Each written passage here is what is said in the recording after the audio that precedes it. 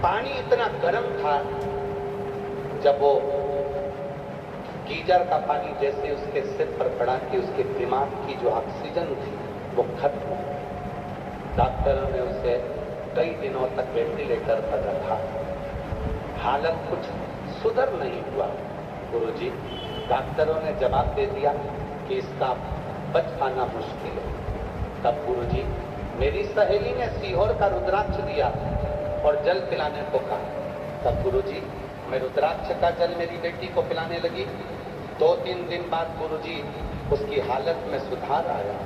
सुधार दिखा तो डॉक्टरों ने फिर से इलाज शुरू किया, लेकिन यह भी कह दिया डॉक्टरों ने कि अब ये कभी अपने पैरों पर चल नहीं पाएगी और दिमाग भी इसका काम नहीं कर पाएगी। गुरुजी, डॉक्टरों की रिपोर्ट सुनकर मैं रोने लगी। क्या मेरी बेटी कभी नहीं चलेगी? कभी उसका दिमाग काम नहीं करेगा? तभी मालूम पड़ा कि सीहोर वाला बाबा घरोंडा आ रहा है। एक विश्वास लेकर बेटी को व्हील चेयर पर लेकर कथा में आकर बैठ गई। डॉक्टर ने कहा था ये कभी नहीं चलेगी। रोज कथा में लेकर आती अपनी बेटी को और उससे कहती, बेटा सीहोर वाला बाबा कहता है तो चलेगी जरूर। और यही 7 दिन पूरे नहीं हुए गुरुजी, कल कथा के 6ठे दिन पहली बार मेरी बेटी ने चलना प्रारंभ कर दिया।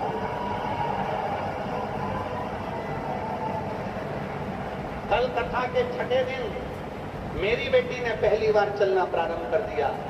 आज मैं अपनी बेटी को यहाँ लेकर आई हूँ गुरुदेव। मैं नहीं जानती कि आपकी पुराण, शिव पुराण में ऐसा क्या है, और आज छाती ठोक कर कहती हूँ कि मेरी बेटी को चलाने वाला केवल भोलेनाथ है, जिसने व्हील चेयर से उठा दिया और चला दिया।